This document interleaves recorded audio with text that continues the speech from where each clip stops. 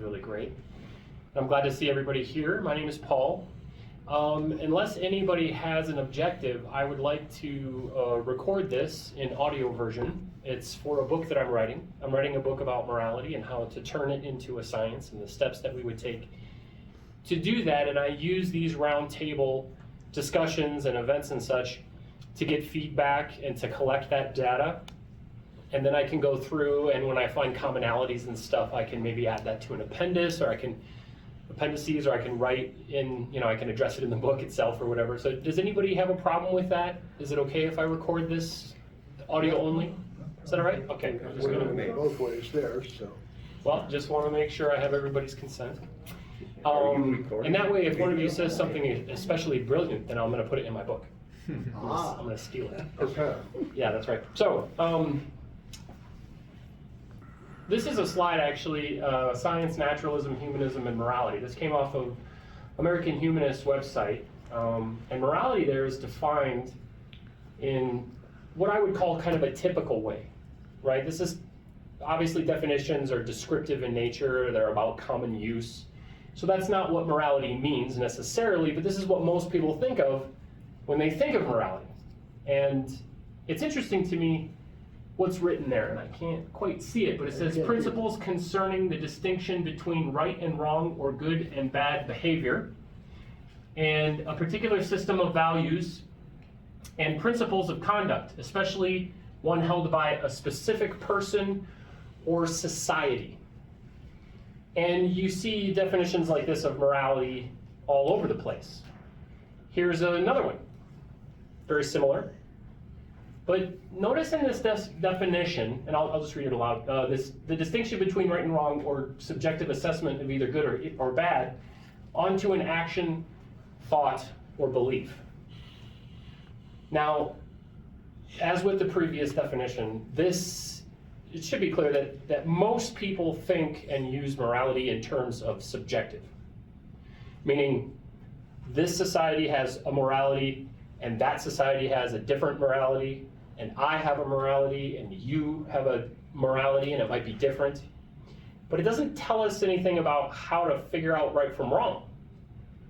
And it doesn't address anything about how, let's say you and I have differing moralities, and they're in conflict, or they're contradictory. By definition, if we're in contradiction, one of us has to be wrong. Or both. Technically both, too. Yeah, and we don't know how to solve that. And none of the moral systems that we are privy to seem to have an answer for that either. So where do we start? That's really kind of the place I'd like to start at, is the beginning, right? So at first, we just have to realize that we have a lot of work ahead of us, right? We're not just going to walk out of this room with a full understanding, clarity in moral thought and moral methodology. But we can make some strides, right? And I already mentioned some of these things, right? We can't tell right from wrong in our current moral systems. It's all just he said, she said, or that's their culture, so that's why they do that. And we can't condemn or condone any behavior. And we don't have any real path. We don't have any direction, at least not now. There's not a system in place that tells us this is how we get from where we are to where we want to be, morally speaking. It's kind of just up to you, right? Or it's up to the culture you were raised in, or the indoctrinated religion that you were brainwashed into, or whatever it is, right? Whatever path you're on is largely your own, and most people, most of the time, don't even really feel comfortable challenging you. It's just that's how they are, right? I can't say they're good or bad. I wouldn't behave that way. They might say something like that. But they say, I'm not going to, that's their culture. Who am I to so-and-so? You've heard this, right? This all sounds familiar? So what I'd like to propose is that we make science out of morality. That we purposefully treat it as a science, and that we engage with it scientifically, and that we collect scientific data, and that we put it through the scientific method, and we subject it to peer review, and we find out what some of these answers really are. And then hopefully we could be smart enough to implement some of what we learn into our governmental documents, into our policies, and so on. So all of that is going to require soundness. We have to make sound moral decisions, and soundness is based on evidence. So as a new definition of what morality is, I would propose the following.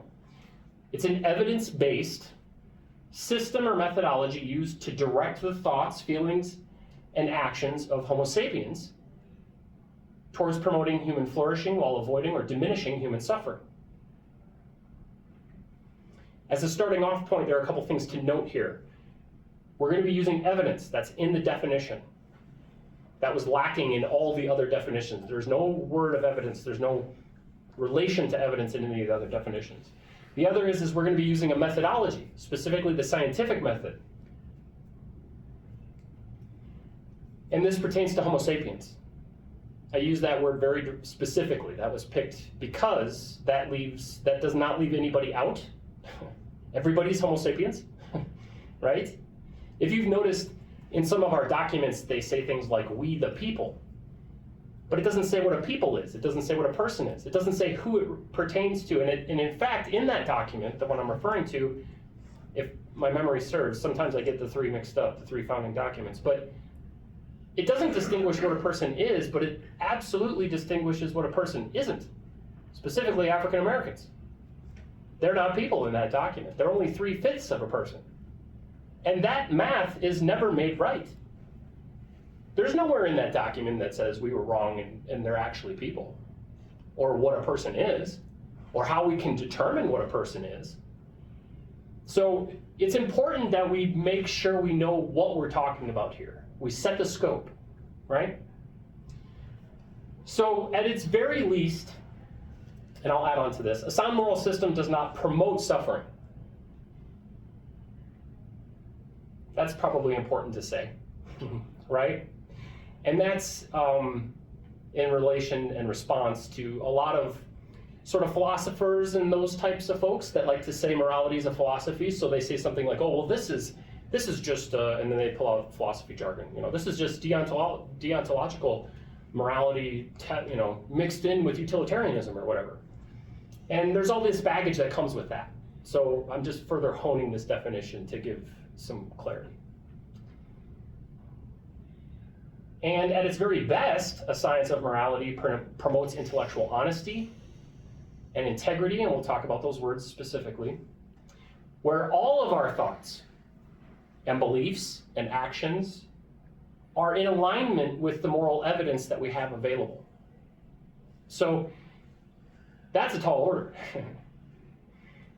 But I think that if this was a system that we were to implement, we could potentially achieve that. I mean, we have a system right now that's pretty good at determining the shape of the earth, and still not everybody's in line, right? Some people still fumble that question. So I don't have delusions about what we're going to accomplish with a science of morality, but I would like to at least try, right? I think it's worth the doing. Science generally seems to be worth the doing. When we were asking, well, why would we go to the moon? What's on the moon? Well, as it turns out, a lot of that science ended up giving us the internet. A lot of those physicists decided, well, let's just build an internet so we can talk to each other quickly and easily, right? It's worth the doing, even if it doesn't seem like it right away, even if we can't convince a politician. So I understand there are some vague terms here, and I want to make sure that we bring clarity to terms like integrity or human flourishing or suffering, right? And we can address those in detail, but recognize in order to understand what those words mean, the vague parts, the only way to get there is science. How are we ever going to decide what is suffering without a method like science? After all, the scientific method is the only way to understand anything. Name another path to truth. And for some reason, whatever reason, we are not subjecting morality to that path, to that methodology. We're just saying I'm moral, or I'd like to be moral, or I know I did something I probably shouldn't have done, but I did it because of this, so now it's justified, and so on. And it's all messy, right? Everything's a pain. It's all a pain in the ass. Pardon me. But I think we can subject it to science, and I think we should, and I think even the going through of it, even if we have a lot of detractors, would probably bring us to something of benefit. So I just want to put you there. Now, before I move on and give you just, I mean, this is as basic as it gets. And believe me, this crowd is beyond and above all this. For the most part, I know who I'm talking to, but not everybody is as savvy as you guys. And so sometimes I have to make things like ultra basic, right? Because some people believe the earth is flat or whatever, right? Some people need some real work to get just to the basics. So some of this you're going to look at and go, well, duh, right? And I apologize. I'm not trying to talk down to you, but I am trying to bring this to the masses. So before we move on to the moral continuum, which is just a visual representation of my definition and what I just said, and it's just to give something you in your mind to see when you think of the definition. Do you guys have any questions, or is there anything you don't like about the what I've said so far, or whatever? Yes, sir. Yes. So when you talk about science, how do you define science? The science of politics, the science, engineering type science, technical? Well, we're going to talk about exactly what kinds of sciences and how science can reflect on morality, but I mean, I define science just like everybody else defines science. It's a methodology for understanding the truth and gaining knowledge.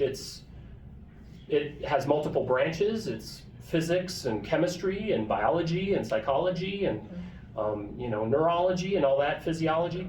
Does that answer your question? Yeah. Yeah. Okay. Discovering the truth.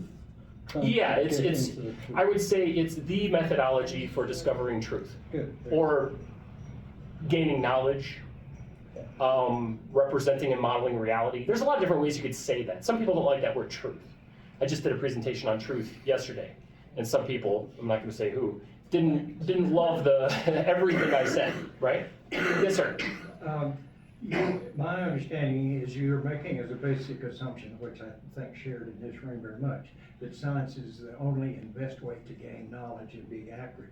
But there are an awful lot of people that say poetry, fine art, Sure. music, that's the way you get to real truth. Sure. Is there a question, or do you want to just make a statement? I think that getting to the truth, there are multiple pathways according to quite a few people. I disagree, but that's the way. No, I understand. And to them, I would probably say, okay, well, poetry, your way to the moon. Show me how your music or art or what was the other one you said? Music and or religion art, or belief no, I didn't or whatever. Say religion. Love, No. right? But I did say poetry, and people say Poetry. that's the way you get to the true soul of a human being. Sure. That's all this scientific stuff about how the gut works, or how the brain Oh, no, works. yeah. I understand. No, to be clear, not everybody's going to be on board with this right away. Almost In fact- nobody, let me put it more strongly. Almost nobody? I think that, and especially Maybe get to the end of the last 10 presentation years, before science you is being decide it's not gonna declining work. Very much in the public perceptions. Only in the United States. There's a whole other world out there that embraces science much, much more than we do. But no, I take your point. This is not an easy road. I have not aimed low and then overachieved. I've aimed really high, and I'm probably going to fail. But we'll get to that. We'll get to my failure later. So now we have a definition that identifies that to be moral, we are going to have to engage in a method, and I talked about this a little bit already. This method is going to be based in evidence. I'm just belaboring some of this.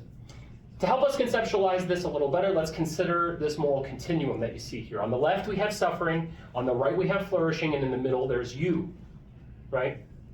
Or humanity, or Homo sapiens, or your mother, or your kids, or whatever, whoever, right? And at its most basic, morality does relate to the individual, but whole groups of people, because we're all the same thing, can be put into that place. I just put you in there because people think about themselves a lot. So you could put yourself right there. It's easier than if I put your mom, right? Or whatever. No matter who we put in this place, the goal is always the same. To move Homo sapiens away from suffering and towards flourishing through our thoughts, feelings, and actions. And I already sort of asked, but I was fielding other questions. Is everybody comfortable with this definition? Does this sound like morality to people? I was, Yes. I think you're restrictive on morality, because what if we met aliens, or whether it's Oh, okay sure. to torture animals, or whatever. No, that's a very good point. I don't like restricting it to. No, and I restrict it only for the purpose of the book, only for the scope that I'm now appealing to Homo sapiens. After we figure out how to treat each other, and how to implement moral systems, and how to have a science of morality, I would love to open it up to chimps and the great apes in general, and probably orca, and anything else that we feel like we want to. I mean, you're allowed to. There's nothing in here that says you can't apply your moral ethic that you learned from science to a mouse or whatever you want. Something that has an experience, something that's alive, or something that suffers or flourishes. There's no reason why you wouldn't do that. But you're defining morality as Homo sapiens. I'm going to focus on Homo sapiens. But that's not a whole definition of morality, that's a limited definition. Yes, but I'm limiting it on purpose. Just to be clear, I'm limiting it on purpose because I want to deal with that first. Like, I don't want to sit in a room, no offense, I don't want to sit in a room and talk about mice or whales or whatever. Let's figure out the human part first, and then let's start adding things in. That'll be another book. This is this book. This book is the human book, and then the other book is, okay, now what do we do with whales or whatever, right?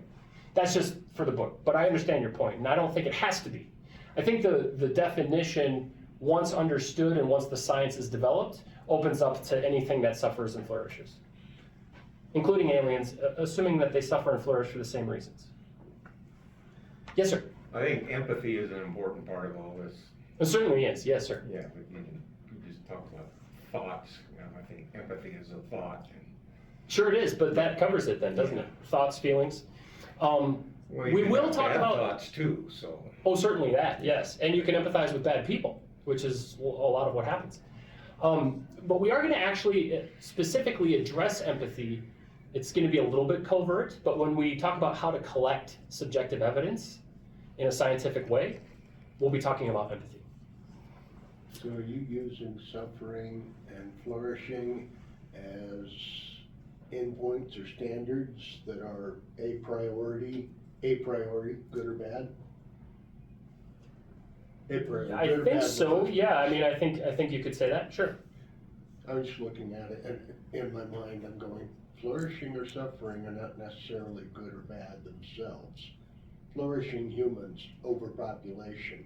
Suffering humans. But flourishing doesn't mean populating. It's not necessarily what that means. And science doesn't mean, when we go into the science, it doesn't necessarily, the outcome of our scientific investigation isn't going to be the more people that there are, the more flourishing there is. That's not necessarily the case.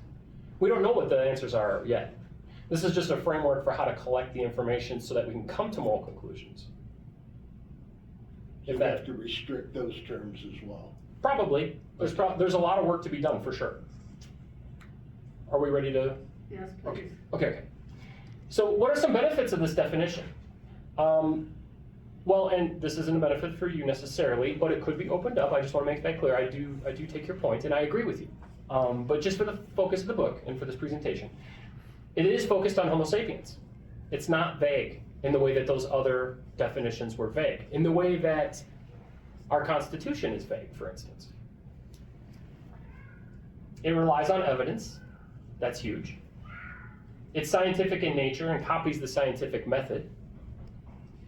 And it's flexible enough to include all of humanity. We're not going to be 3/5thing anybody out of this. We wouldn't have any cause or reason to do that. We wouldn't have any evidence to demonstrate that we should do that.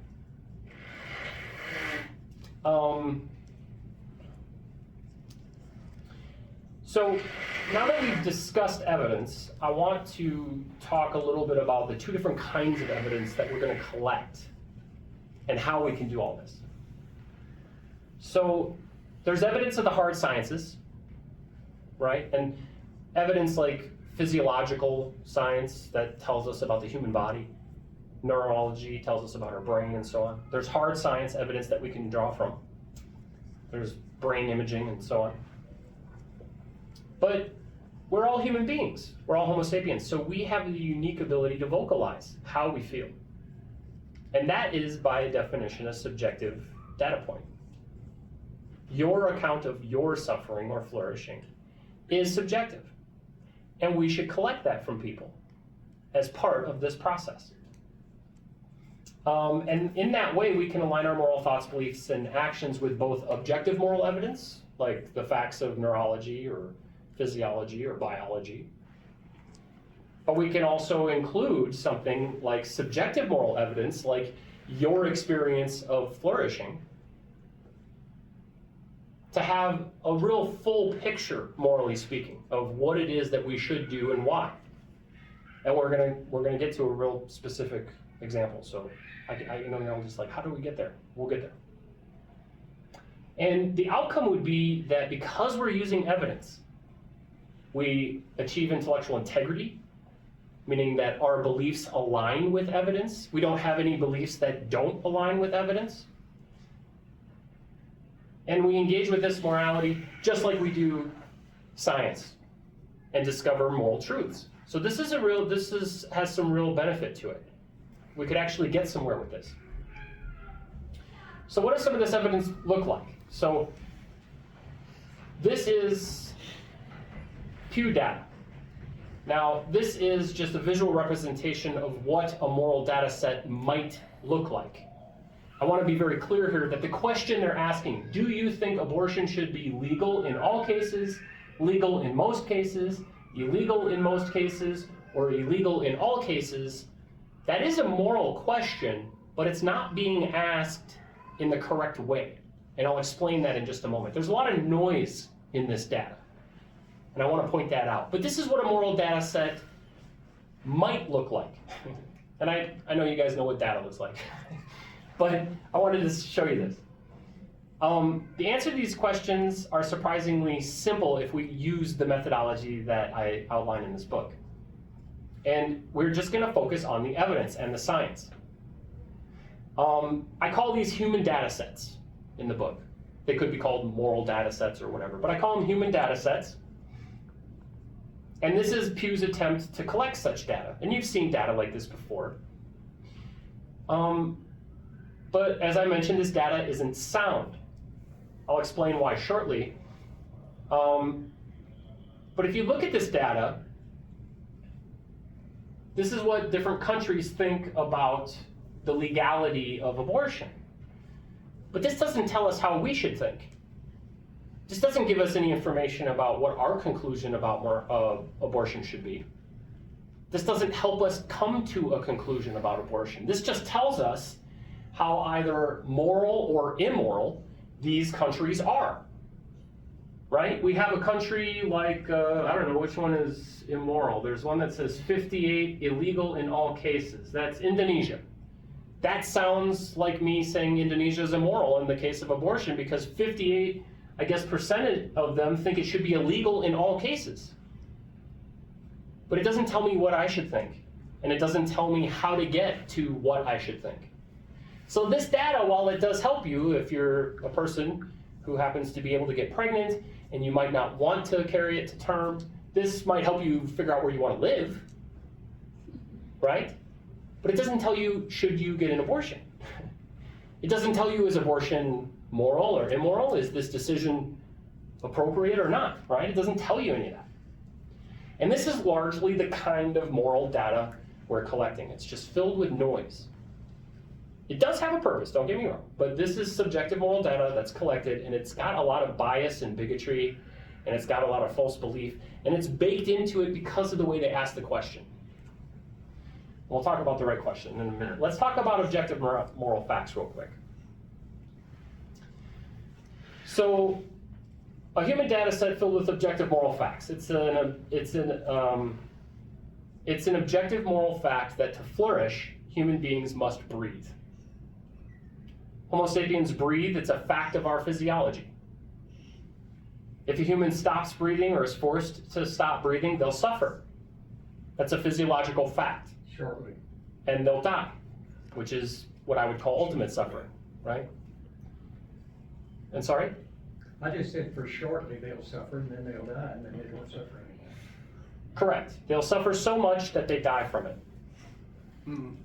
Again, this is an objective scientific fact. No. If you put them to sleep immediately and then they die thereafter, they'll suffer. You put them to sleep like that. Well, they'll die, and that They'll is die, suffering. But there's no, well, if you're defining death as suffering, Well, we'll get there. okay. We'll get there. But these are scientific facts. The physiological facts of human respiration are a fine example of objective moral facts that we would use and include in our data system and in our morality to determine how we should act and how we should behave and how we should think. And this is a hard science. It's very firmly understood, and how the human body responds when it's in a situation where it's lacking oxygen versus when it has plenty of oxygen. And this is all measurable. We even have a little thing that goes on your finger and says how much oxygen is in your blood right this second. I mean, that's how much access we have to this data. So this kind of data, this kind of objective data, gives us a lot of parameters from which to work with, morally speaking. We can use oxygen and the reality of human respiration to cause flourishing, or we could use it to cause suffering. And in the case of this person, they used it to cause suffering. And this is how George Floyd was murdered. Notice that what happened to George Floyd is completely reproducible. It could happen to any of us. Under the same circumstances, the exact same thing would happen. You would suffer and you would die. And we could predict this. It's very, very predictable. And that is one of the key elements of science. Can you reliably predict suffering or flourishing in a Homo sapiens? That's how I know morality is a science. Because I can. I could do this to any of you, or I wouldn't, of course, but this could happen to any of you, and it would happen the exact same way, in the exact same situation, and you'd suffer and you'd die. And it would be every single, there's no example where this wouldn't be the case. The opposite's also true. We could flourish reliably and predictably, right? With good, clean air that has plenty of oxygen in it. I mean, these are this is a fact of chemistry, right? There's a chemistry involved in our atmosphere that provides flourishing for humanity. And we can adjust that chemistry, and we are, for the worse, as it turns out. So, some of you might be asking, well, why was this immoral? And I would answer that it's immoral because George Floyd suffered. We know that something is immoral when someone suffers. We know when something is moral when someone flourishes. We can ask people if they're suffering. In this case, he might have been able to answer us, although I think in the picture on the right, he is already deceased, which is too bad. But we can take his vitals. We can determine how much he suffered and for how long and everything else. And like I said, this is all reproducible. This is all very scientific. Falsifiable, reproducible, verifiable, to peer review. We could put that through the scientific method and we could get the same answer. We could get a very predictable answer every single time. And that's very scientific. Let's see. I got it. Yeah, please. You're talking physical suffering here and stuff. I'll just throw out a quick example here. Rudy Giuliani is suffering big time. Sure. Does he deserve it? What he did to those clerks and what's happening? Is that immoral to do that to him, to make him suffer after what he did to other people? Well, when you say deserve it, there isn't a lot of room for what you deserve in science. If we're going to talk about a science of morality, the question is Rudy Giuliani, Rudy Giuliani, is he suffering?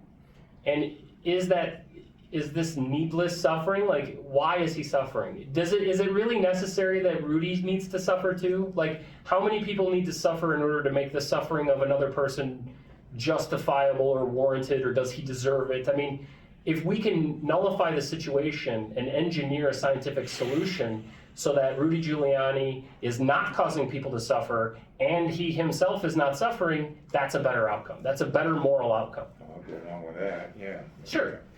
But does he deserve it? I mean, that sounds like it's... Is his that sounds like- suffering moral or immoral? Well, if it's suffering, so it's immoral. Okay. That's what I would say. I mean, if you cause suffering, if a system or an institution that we have causes suffering, it's an immoral institution. It's an immoral action or immoral thought or belief, especially when we have a way, science, to engineer a system that doesn't generate suffering, even as a response to suffering. Like, you know, Giuliani, I don't know exactly what you're referring to, but Giuliani caused suffering and he's being punished, right? Yeah, he's losing everything he owns.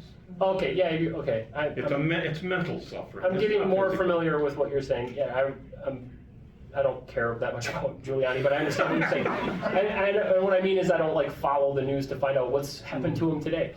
But no, if there's a way to resolve the issue and eliminate suffering, the only way to find out how to do that is through science. The only way, and we need to try to engineer that system. Right now we have sort of a lot of, well, good enough for now types of solutions that we haven't scienced our way out of yet.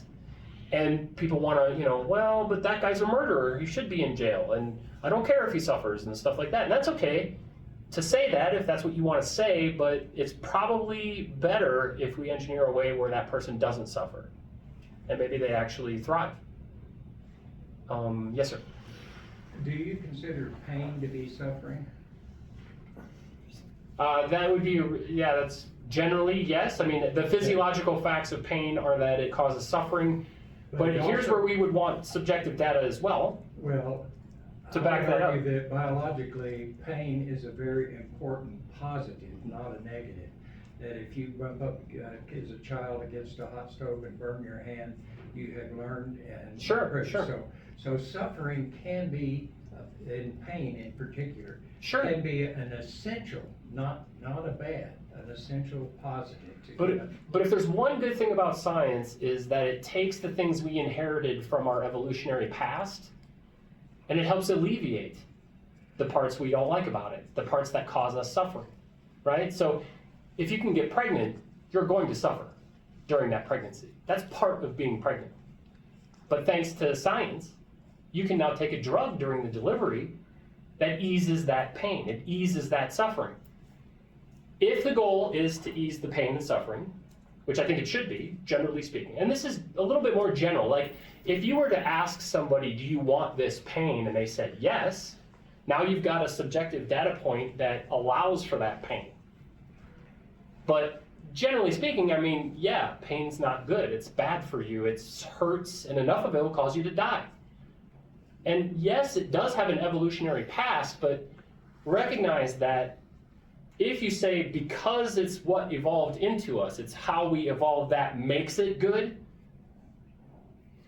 you run the risk of the naturalistic fallacy, but I mean, I'm not convinced that the naturalistic fallacy is really that big of a deal. It kind of runs in one direction and not the other. But anyway, we don't have any choice in whether or not we feel pain. We feel pain. What we do have a choice in is whether we want to continue to feel pain, right? Sometimes. And the science of the matter is how do we engineer systems where we can minimize pain for those that want it, is what I would say. Does that answer your question? I take your point, but... Yeah, I disagree, but I understand. Yeah, okay. Well, you certainly wouldn't prescribe pain for people that don't want it, just because this is good for you whether you want it or not. You will put your hand on that stove. You wouldn't do that, right? Now, our evolutionary heritage requires and gives pain a very prominent, positive place. That's all I'm saying. Well, and the science vets that out. But again, you wouldn't hold a child's hand on the stove. No. No. And if you saw a child reaching for a white hot stove, you wouldn't just bite your tongue. You'd go, please don't. And maybe show them a different way that doesn't cause pain that's hot. You'd engineer a solution where the child doesn't burn the tip of his finger off. Right? I mean, I understand your point, but just because something evolved into us doesn't mean we don't have a reason to solve that. I mean, we evolved into the food chain. We engineered our way out of it. That was a good thing. I like going to the supermarket. I don't like being chased by lions on my way there either. And I don't want to have to chase down a baby something so that I can eat this morning. You get my point. I get your point too. I take your point that a lot of the science is going to be, I mean, we're going to have to look at it long and hard and really do a lot of this work. There's a lot of work ahead of us. So another place where I found some objective moral facts and some really well articulated subjective moral facts was in a book called A Child Called It. Is anybody here familiar with this book? Okay, it's a book where David Pelzer is the author. That's him. He was the child. And this is the worst, or maybe close to the worst, child abuse case in the history of California. So this is essentially a first-person account of David's abuse that he was subject to from the time he was born to the time he was 11, brought to him by his mother. Specifically, I already said that, okay. This book provides us with a lot of objective science and a lot of objective data points to demonstrate that what happened to him was immoral. But it's also a fantastic source of subjective moral facts. So let's start with a little bit of objective moral facts, and then we'll get on to some subjective. So let's talk about bruising for a second. These bruises can be counted and measured and assessed for severity and depth and so on. That's objective. That's science. It can be subject to peer review in case there's any question about how big or small or sensitive these bruises are. And that's David, by the way. That's all verifiable, it's all peer reviewable, it's all up to the scientific method to determine exactly what kinds of bruises these are and so on. And this is reproducible. This is predictable. I could do the exact same thing to anybody in this room. Anybody could do this to another person or another child, very predictably. If you hit somebody in the exact same place on their cheek, with the exact same amount of force, with the exact same type of object, the exact same thing will happen. Now, any prediction in science is going to have a little bit of error, right? You're going to predict it, and to a certain percentage, you're going to be correct. But that doesn't mean that we throw our hands up and say, well, you know, I could hit you with a bat and you wouldn't even feel it. It's like, come on. We know the physiological side effects of blunt force trauma. And thankfully, I mean, kind of not thankfully, but kind of thankfully, we don't have to reproduce this to determine that this is what's going to happen. I mean, it's already done for us. There's plenty of bad people out there, and we have plenty of this happening. So we don't have to take it into a lab and say, okay, time to hit the kids again, right? We don't have to do that, thankfully, but again, kind of not thankfully, because there's a lot of bad people out there doing it for us. And I'm not very thankful for that.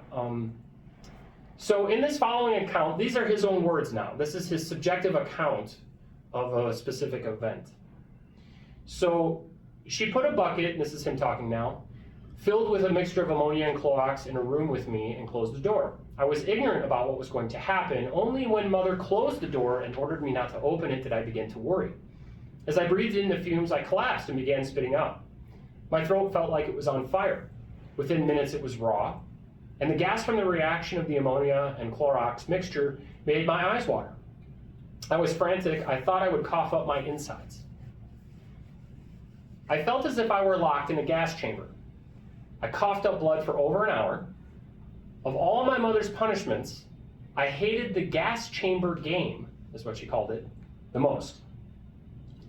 So later, in response to this torture, David would say, inside, my soul became so cold that I hated everything.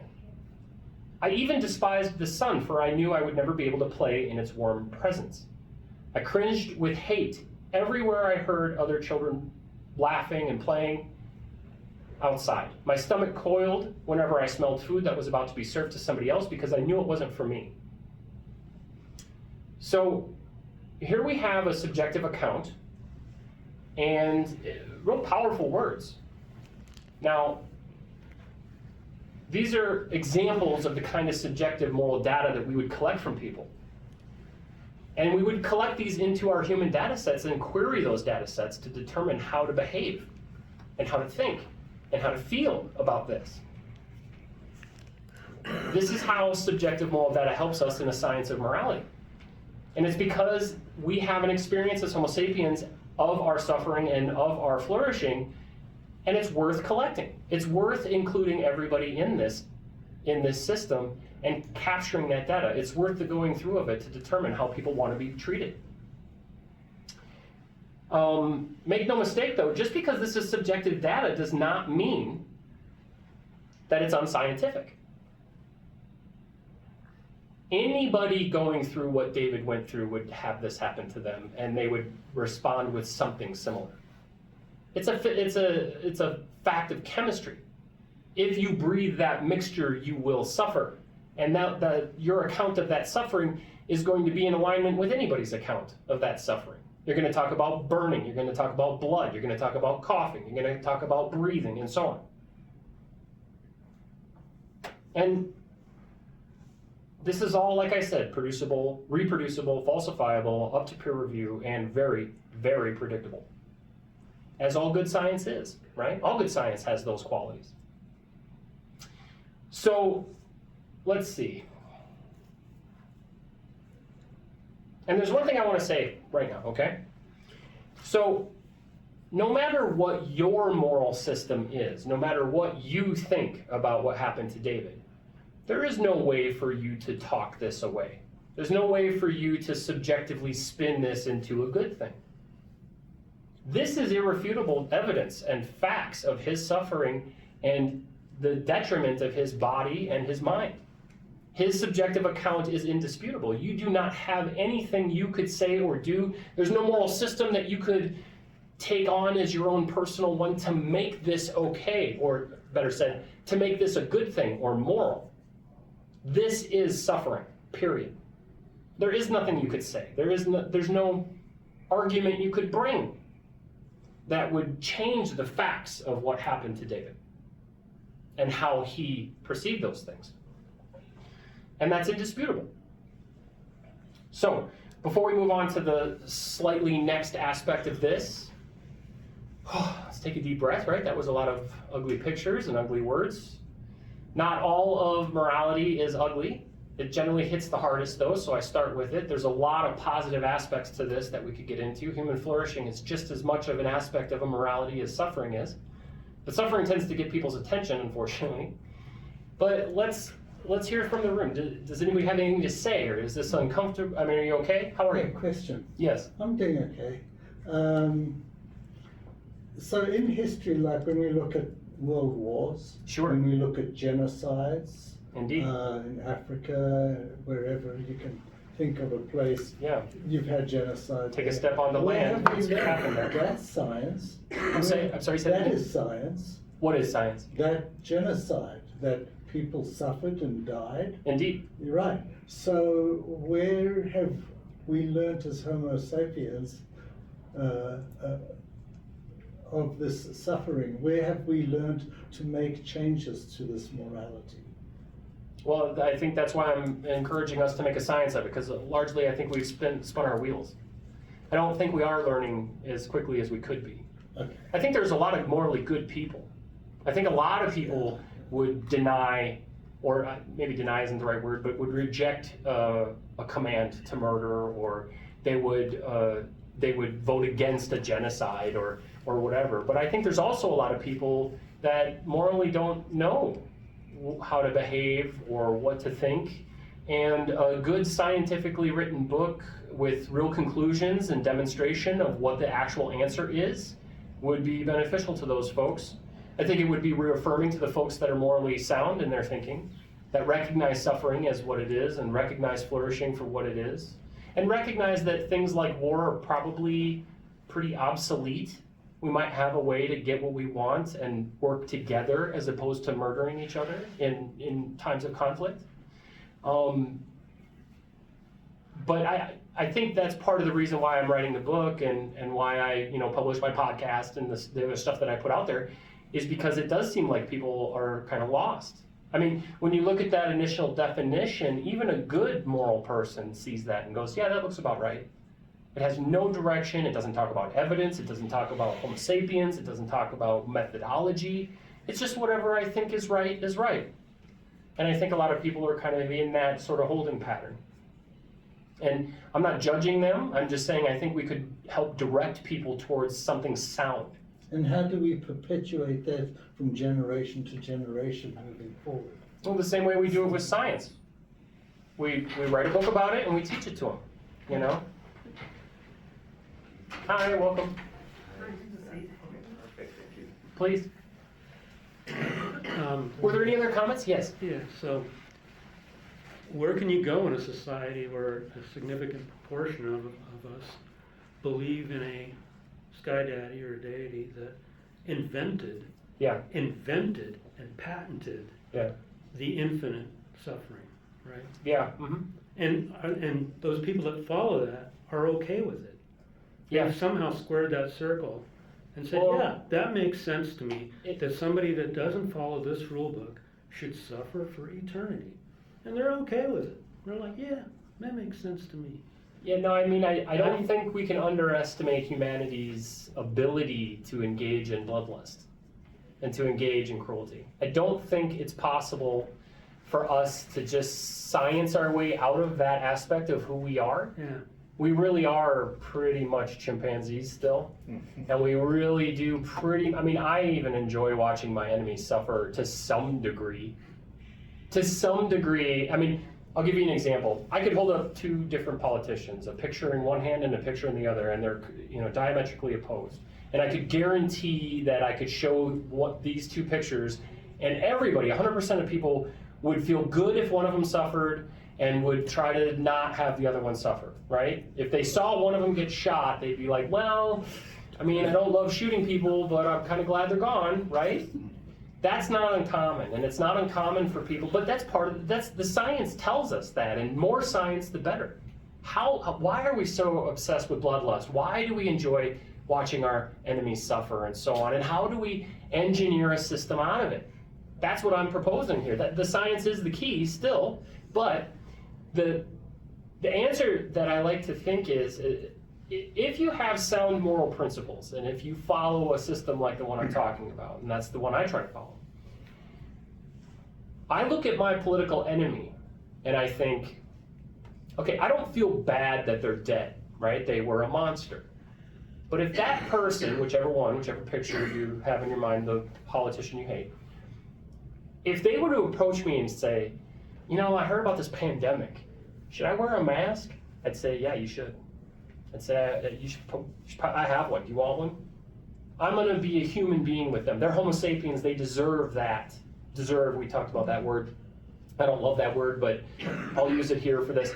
I have a moral obligation to help them and protect them and to guide them. And if they want to live and they're asking me, how do I do that? Then I say, here, this is how you do it. I have that responsibility, right? Even though I know that they're my enemy, and maybe an enemy to humanity, they're still a part of humanity. That's a part of who we are. Some of us are evil. Some of us are stupid. Some of us are poorly educated.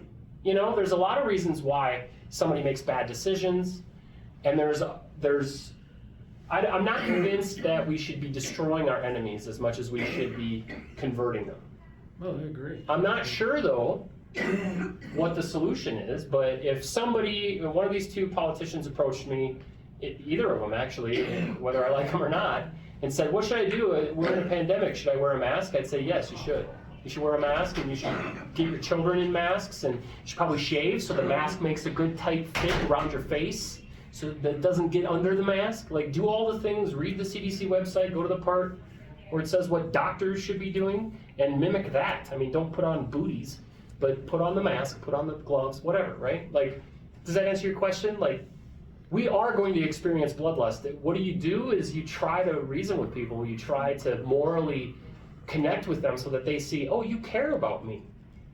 Right. Maybe but I should care too. I guess what I'm trying to say is that if you're already predisposed to a story, Yeah. you've invested your whole life in that story, and your whole social structure Yeah. is built around that story. Yeah. And belief of that story. Science doesn't matter to those people. No, you're right. They don't care. But they care won't about the benefit from narrative. it. And they feel it's their moral obligation to spread that. Yeah. Right. It's their narrative. But they will benefit from science. The good thing about Oh, science... they do all the time, yeah. The good thing about science is that it kind of goes on in the background whether you like it or not. Once it becomes established, people become sort of a part of an engine that moves along in the background. Now, it can be stifled through certain movements or political, opposition or whatever, but the science still goes on in the background. So once it's established and it's moving, the gears are working, a lot of the times that science will maintain its course whether or not people will care about it or not. I mean, I love science. I love cosmology. I couldn't tell you what the latest paper said because I didn't read it. I'm not in it right now. I'm focusing on this. I'm doing, I got a dog. We go to the park. There's a lot of stuff that we do. I love cosmology though. Big Bang cosmology is one of my favorite topics of all time. And I have a whole chapter about it in my book. But I don't care in the sense that I'm on top of it. But I take your point. I mean, what do? We do the best we can. We try to reason with them, and we set up a society where they can be successful too. It's going to be really hard to deny my moral science when you're directly benefiting from it. I mean, there will be deniers. There are still people that think the Earth is flat. There are deniers, but hopefully through sound science and meaningful direction, we get to a place where people that deny science of morality are like flat earthers. Yeah, they have a convention, but nobody listens to them, or hopefully, I mean, in this country, maybe. Yeah. So when you talked about your these two people, one you dislike, one you like, but if they needed a mask, you would offer either of them. Oh, both. Is that yes? And you do that because of your own morality. I do that because of the science of morality. Yes. They demonstrate their Homo sapiens, and if I don't help them, they'll suffer. So, but what about, isn't that integrity? For example, you could turn a blind eye to that one time or something like that? Well, I mean, I talk about integrity and intellectual integrity and moral integrity in the book. Okay. We talked about it very briefly. I mentioned it. Okay. But by coming into alignment with the science of morality, you come into alignment with this integrity as well. Okay. I mean, you can't reasonably reject somebody just because you don't like them, in other words, right? I mean, they're Homo sapiens. Okay. And as a moral person following a science of morality, you would be obligated to help them flourish. Especially, I mean, you could get into some interesting moral calculations if you're maybe not helping them, but they didn't ask you, or you know what I mean? Like, there are some things you could tweak a little bit, and maybe that's one of the weird things about morality, especially philosophy, is people tweak it all the time. You hear the trolley problem, and they say, well, what if the one guy's Hitler and the other guy's your mom, or whatever, right? Like, there's all these tweaks that they make to tweak your intuitions, but I'm trying to cleanse it of intuition as much as possible and ground it in the science. Okay. Yeah, that's the idea anyway. So how many of you are from... Is it time to move on? Should we move on to the next slide? Okay. So how many of you are familiar with the Golden Rule? Probably quite a few of you. The Okay, newer so... version is better. I'm sorry? The newer version is better. Sorry? The newer version. The newer version does not say that you do to something that you would like. If I like somebody to play me loud music, that doesn't mean I should play loud music to them. So that it's reversed the other way. That's the next slide. Okay. You got it figured out already. You're already 2 slides ahead of us, dude. Come on. Give me a break. I apologize. No, that's fantastic. I'm glad people are jumping ahead. That means this is making sense. We need to figure out, though, let's address that idea of subjective moral data. How do we collect subjective moral data that isn't filled with noise? Remember that data we looked at, that Pew data? It had all that noise in it. It had all that bias and bigotry baked into it. And it didn't tell us what to do. It didn't tell us how to behave or what to think. So we want to get to these indisputable facts, like the ones we've described, the child called it, David, and the others. It's going to take a slight shift in your thinking, and you're already ahead of us, so that's good. But right now, we largely collect data based on the Golden Rule, and I think that's bad. That's a bad idea. I think we should ask questions a different way. But let's just ask a quick question the way we ask it now. So we ask now a question in this way. We say, what do you think should happen to those people? Right? That's how we ask moral questions right now. That's how that other one was asked. It said something about abortion and should it be illegal, but it didn't say, are you pregnant? It said, what do you think should happen to these pregnant people? Right? Or these unborn people. There were people that aren't born yet. They're people too, and what should happen to them? So we're now prescribing morality onto others. And as long as we're collecting data, that's probably not the way to go. So I'm going to take a minute just to look at this Pew poll here. Do you favor or oppose the death penalty for persons convicted of murder? I think it's implied in here that you're not convicted of murder. This is a golden rule question. What do you think should happen to those people? It's a real quick, just demonstration. Let me ask you an appropriate question. If you were convicted of murder and you did commit the murder, should you be put to death? By a raise of hands. Who believes they should be put to death if they murdered? Is anybody in line? No? Okay, so we just did a Pew poll, right? We just did one based on the correct standard. And notice I asked you what should happen to you if you are in the group of people that are affected by the question. Remember that. So this one tells us what post-grads think and what Republicans think and what Democrats think or whatever. And all this tells me is how immoral or moral these people are, right? It doesn't tell me how I should think. So let's tweak the question. Do unto others as they would have you do unto them, right? And this does something very important that the other question doesn't. Or the other rule, if you want to call it, whatever. This is how we collect accurate moral data, subjective moral data, that does not have that bias or that bigotry or that noise in it. Because it focuses on asking somebody what should happen to you, right? So by changing the focus of the question and making it so that we reach out into the world and ask people how they want to be treated instead of treating them how we think we want to be treated, we get a better answer. And how is it better? Okay. Like I said, it reaches out into the world. We don't just suppose we know the answer. We're not reflecting internally to determine what other people think. We actually ask them what they think or what they want for themselves. It also solicits answers that can be used to direct our actions and our thoughts and our beliefs in this sound moral system that we're compiling, right? There's no bias because they're not talking about anybody other than themselves. You're getting the real answer of what they think should happen to people who are convicted of murder in the case of the question we just asked. People like themselves, right? Because everybody's willing to give somebody else the death penalty, nearly. I'm not, but a lot of people are. But most people, and this room was a good demonstration of that, would not do that to themselves. That's not how they want to be treated, right? And that makes that data that we collect, although it's subjective, it makes it scientific. Because once we collect it and aggregate it, then I can query that data and find out what percentage of people actually want to be murdered when they're caught murdering. That's really the data we want. Not what you think should happen to a murderer. You might be biased against murderers. I mean, that sounds funny when you say it like that, but you might be. What should happen to you if you murder? So,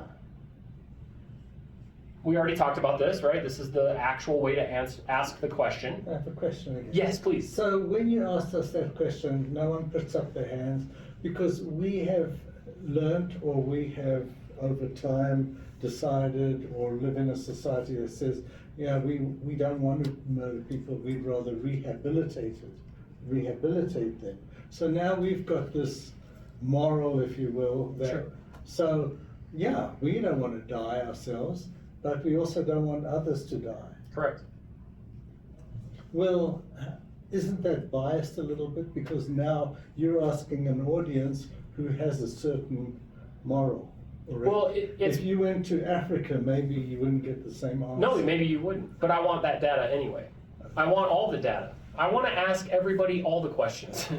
I know that's ambitious, but I really do. I want to ask everybody all the questions and find out, what does humanity think should happen to itself?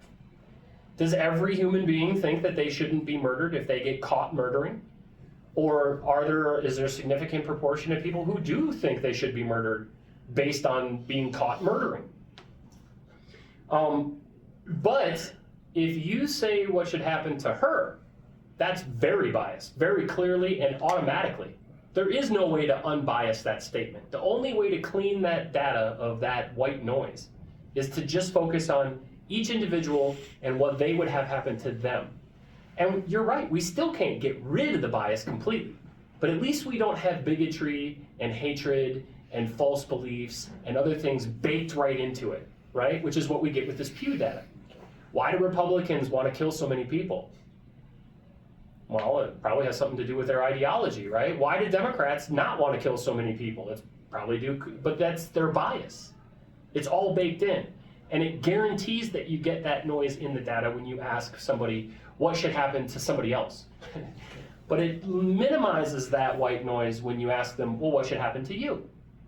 And it just so happens that this room and most of the rooms that I present to don't want to be killed when they're found guilty of murder. But, interesting note, the Death Penalty Information Center, that sounds interesting, pulls this data from people who are on death row.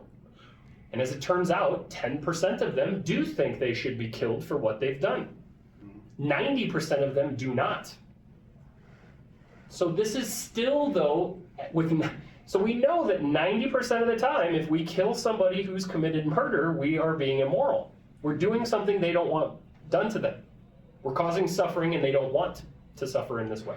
Yes? Well, I'm just wondering when they interview the inmates or whatever, what if they just don't want to die? And that's how they're answering. I just would rather live. Of course. Maybe it has nothing to do with, meta justice or something. Justice for them is just.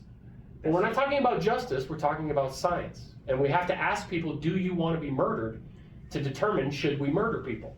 Yeah, and the question though, it's about, are they deserving of death, right? That was what they said. They asked The question that I asked was, if you were convicted of murder and you murdered somebody, should we kill you? Right. That's a the different question. question from what you asked. You asked, do you want to be? Would you want to be? And then you just. Okay, well, should you could ask the So- same question a few different ways, but Well, do you want to be put to death if you're caught murdering? Right, okay. But that would be a different question from asking me, do you think you deserve that? Right. I don't want it, but do I deserve it? Yeah, I think under the situations I do. I Well, don't and want then- it, but We could ask 20 different questions to figure out exactly what that person wants and needs and thinks and deserves. Yeah. And we could still put it into the database and then query it to find out how we should behave towards them. But you're right, yeah, there's different ways these are moral questions. There's a lot of different ways we could ask them. But one of the things, interesting, if you follow true crime and you watch people getting interrogated by police, guilty people are often asked, well, what do you think should happen to somebody that does something like this? They don't know that they haven't confessed yet or whatever, but the cops are like, we're pretty sure it's this guy or this girl or whatever. What do you think should happen to people? And they go, oh, well, it shouldn't be that bad of a punishment, right? But when they say, well, what if somebody killed your kid? They'd go, well, I'd kill him. You know what I mean? Like, it's very easy to delve out death and punishment to those that you don't know or another group of people. It's very difficult to admit and own up to it yourself and claim and proclaim with any force or integrity that you should be killed. You yourself, right? So this is interesting. So let's run the experiment. We did an experiment in this room. We already know about physiological facts of humanity, right? So let's query the data. This is sort of an example of what we might do. So we've collected some data. And according to the objective moral facts, 100% of data returned demonstrates that human beings suffer when they're murdered. Right? Physiological fact. If you're murdered, you're dead and you've suffered because of it. again, I can't get that. It's murder. Murder. Right, You didn't volunteer, you were murdered. right, but. It doesn't matter if I put you to sleep first and you feel no pain. You're dead. You have nothing to live. There's nothing about you. You're nothing anymore. Yeah, but why is that suffering? Yes, my sense. So you're saying, let me just make sure, I'm going to kind of put this back at you. If murderers all just used a general anesthesia first and you didn't feel anything, then murder would be totally fine? I mean, it's still suffering, you're dead. You don't have any experience anymore. You can't live, you can't do anything. You don't suffer after you're dead. You know, like a Well, you don't suffer after you're dead, but What if, all the science demonstrates that people don't want to die very generally, right? Like there are people that do want to die, and that's where we would get this subjective data. We'd say, okay, you're at this time in your life or whatever. Do you want to be put down? Do you want to die? And this is the death with dignity that we get, and so on and so on. And they usually want a general and then be put under. They want some sort of ease of pain and suffering. But murder isn't like that. And guess what? well, Murderers don't do that. Murderers don't put you to sleep and then nicely kill you. They murder you. They blunt force trauma your head like that child. So, I mean, I get you're wrestling with it and these are particulars, but let's not lose the fact that people actually die of blunt force trauma. And they get their throats slit and they get shot in the face and stuff like that. I get what you're saying, but as a general rule, 100% of people who are murdered suffer. That's what the data demonstrates. Show me the murderer that nicely puts you to sleep and then lays you down and then ends your life and everybody's super cool with that. yeah, you could shoot them right there. Yep, that's what I was gonna say. All right, we'll take that as a comment. Thank you. Yeah, Sir? I think part of it's the language of suffering that's causing the hang-up. Oh, sure. If you say Absolutely. flourish at one end and failure to flourish, of which an example is being murdered, that's failure to flourish. That's the way I would draw your. Oh, sure. No, just do that in your head. Just pretend like that's what I I'm said. suggesting Whatever that. makes it easier for you to digest. No, I get it though. That I'm not very articulate. I'm not a writer and certainly not a scientist. But okay, other than that murderer that nicely kills you, 100% of people that are murdered suffer, right? Other than that one exception. But 100% of people who die suffer, right? In that sense. Correct. So like murder, the suffering is unrelated to whether it's willful or unwillful. Well, correct. Yeah. Yeah, no, you suffer, yeah. well, I think what you're sort of getting at, I can hear it, is So definition of pointless suffering is suffering. getting rid of the problem. Needless or pointless suffering. That's another way to say it, sure. Yeah. I don't think you need to, but you can. It just sounds like a qualification of suffering that might be a little, I do use that in the book a little bit, and Okay. I've dropped it. I don't know, I test out different ways to say things. That's part of why I'm doing the roundtables, because I want to hear people's reaction to suffering versus pointless or needless suffering or whatever. Suffering generally, though, well, let me finish the statement. We'll get there. We'll get to the end of the slide, hopefully. Furthermore, according to the subjective moral facts collected using the standard we've now assessed as the correct standard, death row inmates report that 90% of them do not want to be murdered. Thus, we can say that the death penalty is immoral. 100% of the time, objectively speaking, and 90% of the time, subjectively speaking. So that's very clear direction. If we ask, should we kill people that kill people? We query the data, we get objective facts, we get subjective facts, and we have very clear direction. And an answer, right? That sounds pretty definitive. Well, it's like a sociological, like, if the majority of people millions of years ago thought that sacrificing animals was like the moral, ethical thing to do, they at that time would think it's absolute right and wrong. But like, how do we know it won't change? You know, it won't change for us 100 years down the way. Well, generally speaking, though, we're not going to escape the facts of our biology. You know, we're never not going to be Homo sapiens. We're never not going to feel pain. We're never not going to have the same restraints and constrictions. And pardon me, you missed some of the first part. So some of this would have been covered, I think, Yeah. for you. But for instance, we're never not going to be able to stop someone from breathing, and that act alone is going to cause suffering. We're never going to have that problem. I mean, I understand, like, from a philosophical perspective, people like to say things like, well, what happens if everything changes and the whole world is totally different and we all of a sudden aren't what we are? But we don't generally have that problem. Right. I guess it's like And some of the scientifically language- speaking, we're never going to have that Yeah. problem. Some of the language is very kind of absolutist.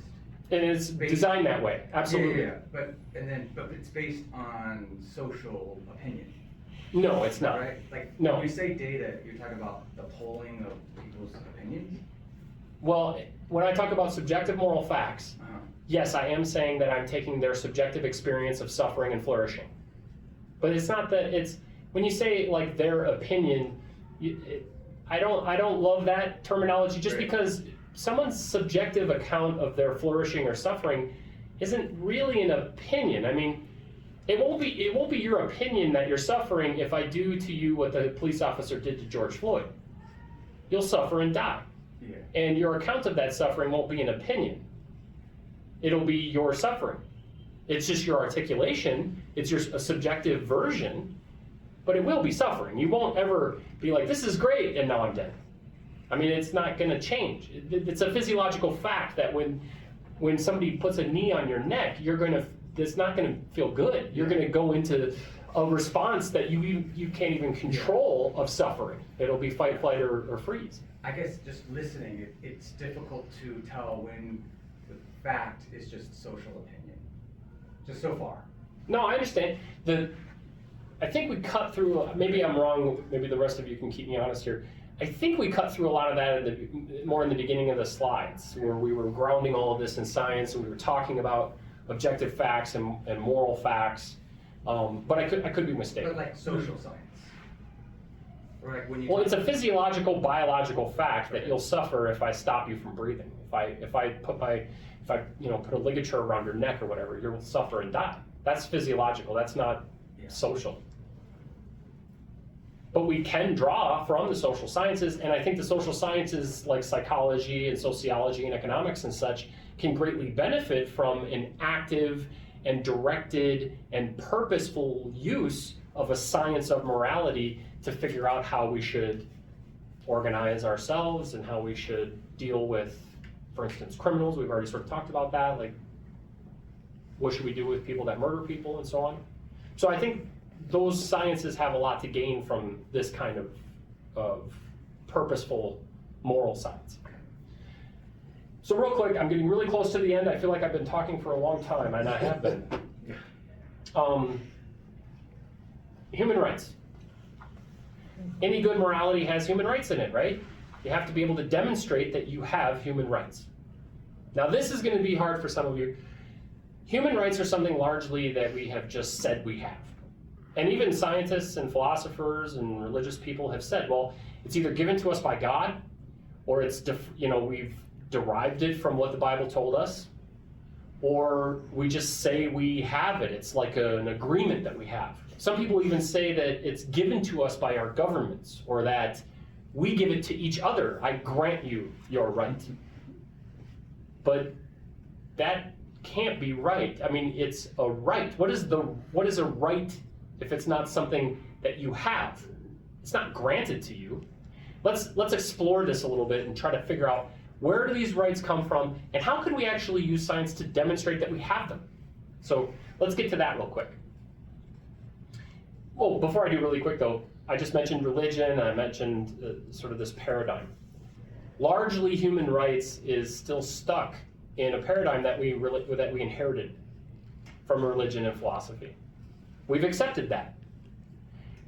And one of the goals of this book is to take things that we currently understand in one way and to make it into a science. And that's what I'm gonna walk you through that process right now. So if we look to biology and the biological definition of life, it has quite a few basic properties, right? And it doesn't apply to all life. Some life has other properties or whatever, but this is like generally life. This is as scientific as I need to get right now to demonstrate my point. But there's going to be things like capacity for growth, reaction to stimuli, metabolism, energy transformation, reproduction, and so on, right? There's also going to be things like homeostasis, being composed of cells, having a life cycle, being able to adapt to changes in environment, and evolving over many generations. Evolution, essentially, right? But if you look closely here, you can derive your right to bodily autonomy. And I'll show you how. So Interestingly, Maslow's hierarchy of needs kind of already does that under physiological needs. If you look under physiological needs, Maslow nicely sort of summarized some of these for us. We need air, water, food, shelter, sleep, clothing, and sex, although he says reproduction. I like sex. Let's now consolidate this list down to the bare essentials. Let's get rid of clothing, because clothing is just a derivative of shelter, right? It's redundant. And let's also remove sex. And we're just going to do it just for a minute, just because it takes special consideration. We evolved to need two people to reproduce. Therefore, we evolved to require consent. It's not your right to reproduce in the same way that it's your right to breathe.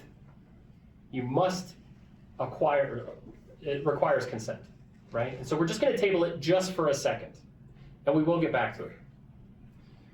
So with our new list, we have air, water, food, shelter, sleep, and I'm going to add in homeostasis, because we have to regulate. I borrowed that right from biology. Maslow didn't have it, but we have to be able to regulate. In other words, we have to be able to shit, right? You get pressure build up, and you have to let things out. You have to release. There's a lot of different ways in which you engage in homeostasis, but pooping is one of them. So we have everything here to demonstrate, first off, that we are alive, right? And these are the things that we maintain to stay alive. And we don't have a choice in this matter. You don't get to choose that you need air or water or food, or that you're going to metabolize, or that you're going to engage in homeostasis, or that you need to sleep. And so I would pose to you that a right is something you must do. You have no other choice. Because what is a right if it's not something that you have to do? How could you ever be expected not to? Who would ever come to you with some sort of elaborate philosophical argument that would convince anybody or in any way demonstrate that you don't need to do all of these things? And we don't need to grant you any of this. This doesn't need to be given to you by your government in the sense of like, it doesn't have to be written into a document just so that you have it. These are the facts of your biology. You will do these things. That is a guarantee. You evolved to do these things, and you had no choice in the matter. And I would put to you that that's what a right is. And when we take all of these things, there's one theme, and that's bodily autonomy. That's already a concept. It's easy to just usurp it and use it for my own wicked purposes, right? But putting things into and having things come out of my body, it's my choice, it's my right, it's my ability. I say choice, but I don't really have a choice. There are some choices that I make, but I will do these things, guaranteed. I don't have a choice. That must be my right then. Now, let's see. As kind of a tongue-in-cheek,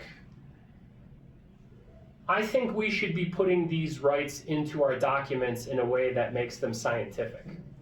So this is sort of a fun little, as a well-regulated Homo sapiens being necessary to the security of humanity's right to bodily autonomy, the right of the people to homeostasis shall not be infringed. That sounds familiar, right? Some of you are familiar with the Second Amendment. I would propose to you that this might be a more interesting amendment. It has a lot of scientific terms in it. It tells me that I have a right to my bodily autonomy. Now, I didn't use the word bodily autonomy, or no, I did use it. I didn't even read my own thing. I did use the word bodily autonomy. Did you know that the words bodily autonomy and rights in the sense of scientific rights isn't anywhere in any of our documents? How did we write a document about humanity and fail to define what humanity is, how we know what a human is, what bodily autonomy is, and how we know we have that right?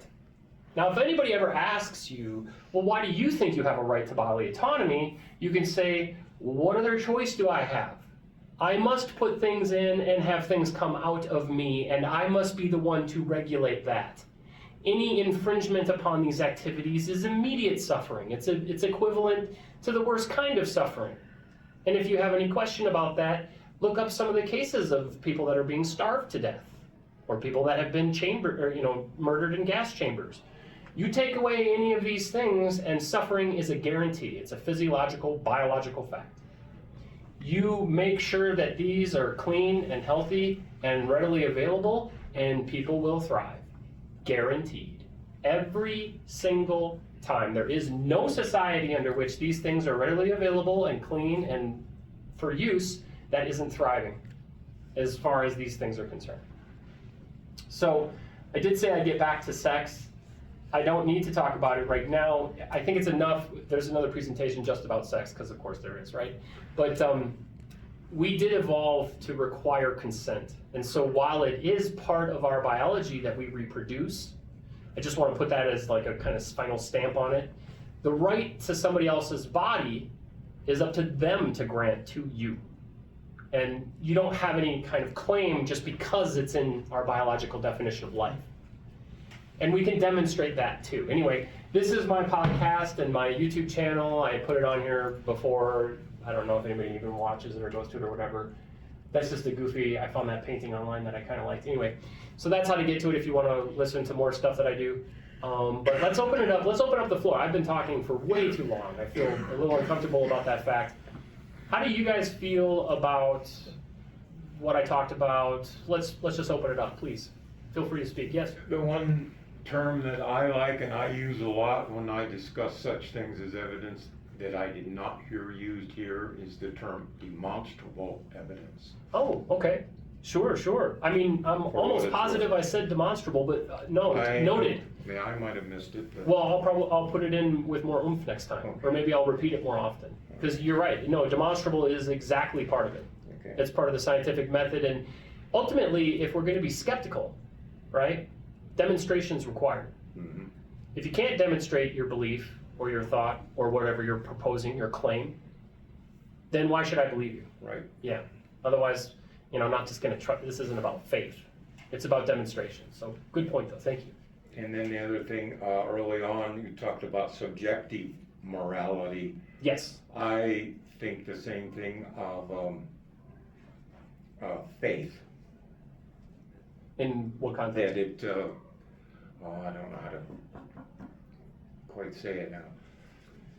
It's both. You can't determine who's right in an argument with subjective morality. Right. Correct. You can't do it with faith either. Correct. That's what I was trying to say. You need demonstration. Yep. Yeah. That's exactly why I think a lot of people want to be able to. I kind of said that at the beginning. It's like people want morality to be subjective, I think largely because they don't want to be demonstrated to be immoral. And that forces us to look in the mirror and go, oh my God, I did something immoral. I mean, it's demonstrable. I can't deny it. But it definitely hinders our path towards moral conclusions, I think, in the same way that trying to do it based on faith would do the same thing. Yeah. Sir? I'd like to be redundant and repeat again. Please. I think you need to change suffering as I know that's the big deal, but I Well- would argue that failure to thrive is better. Sure. And let me give you an example of a place where a large fraction of the human population now on morality thinks that the afterlife is where you have the least suffering. Sure. You have the most good. And so, but they don't say that's where you have a failure to thrive. You can't thrive in that situation. Sure. But martyrdom and all the wonders that come from the afterlife is, I think suffering is a term and a description. I'm certainly in favor of what we're trying to do. I try to do it myself. Sure. In many ways. Good on you. But I would encourage you to think very carefully about whether suffering is that end of that spectrum that you started with me in the middle, suffering Yeah. on this end, and thriving on this end. I think if you say failure to thrive, you're gonna make more progress.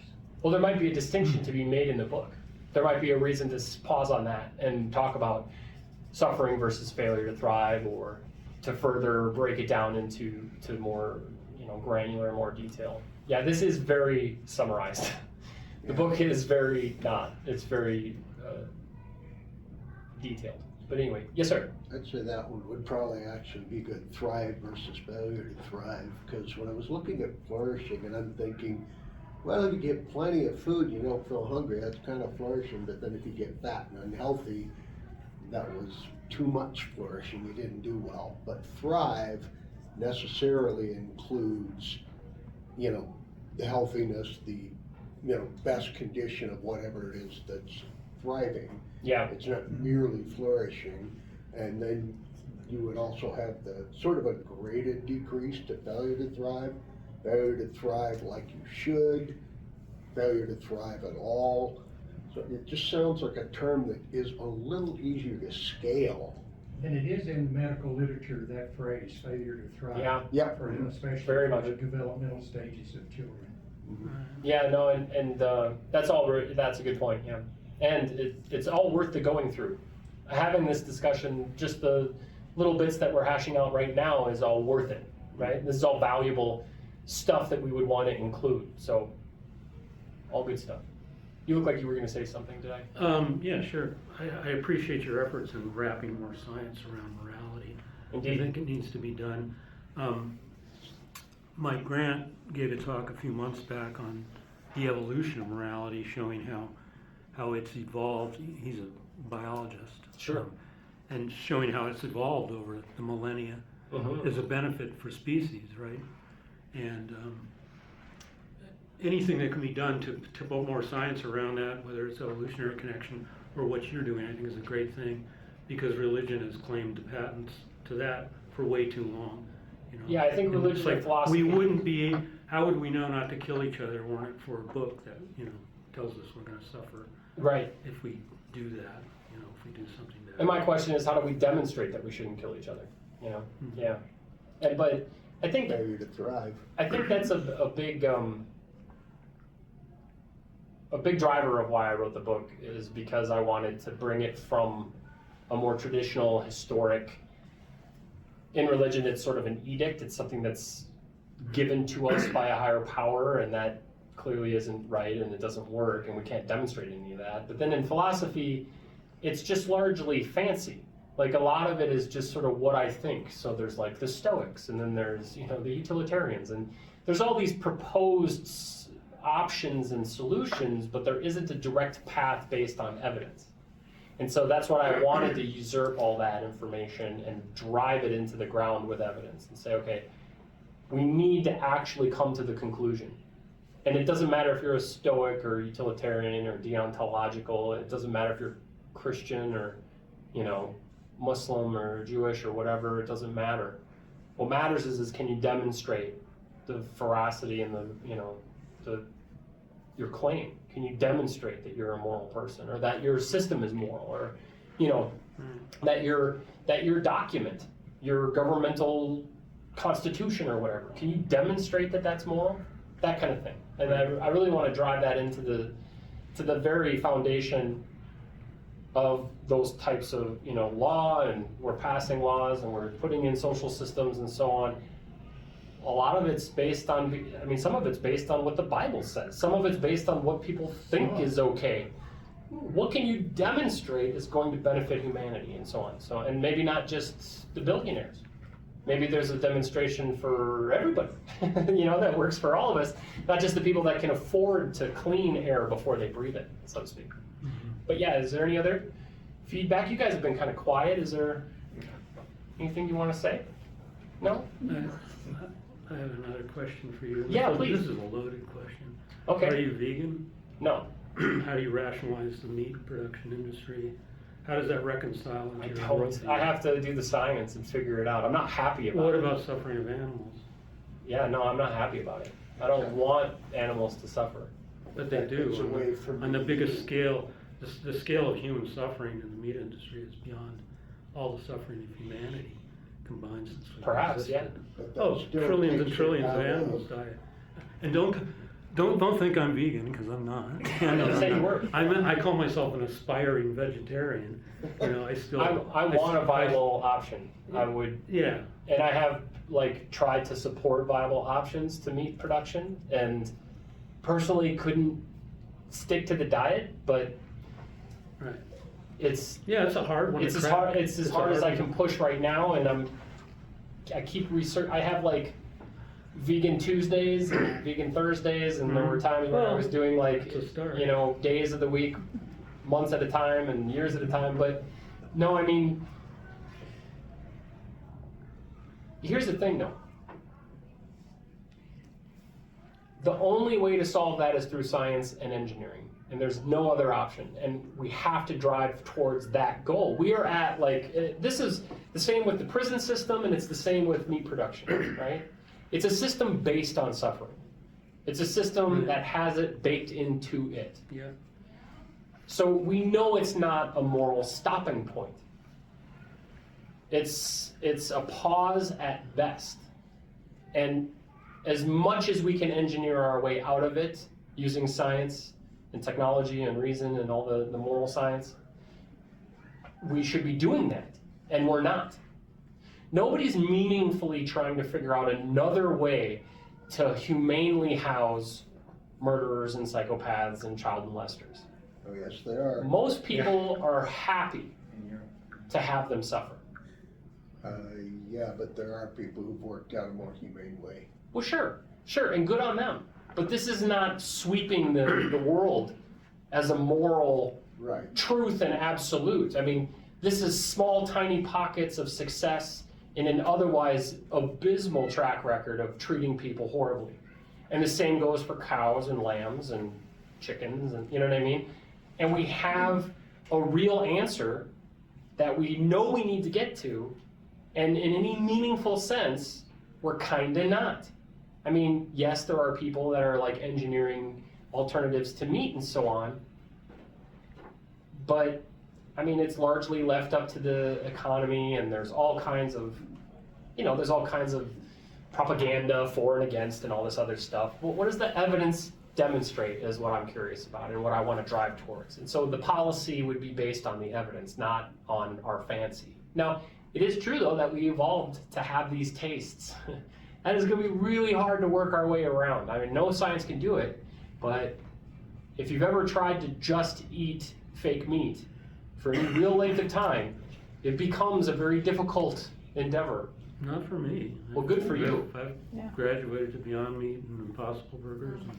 Yeah, I attempted the same, and I just there was a limit. I was like almost gagging, and it's just how it works. And I keep it in my freezer, and I incorporate it into my meals, and I try to wean off everything I can. And it's because of the science. It's because I understand that they're suffering, and that can be demonstrated. Mhm. So I'm using the science to try and be better. Yeah. But just to be clear too, there are some practices that we may not ever stop doing out of necessity. It may be, for instance, that diesel powered combines are the only real way to produce food at the scale that we need. Now, I'm not saying that's the case. I'm just pulling something out of thin air, just as an example. We may convert every other form of power production away from fossil fuels except for that one, out of necessity.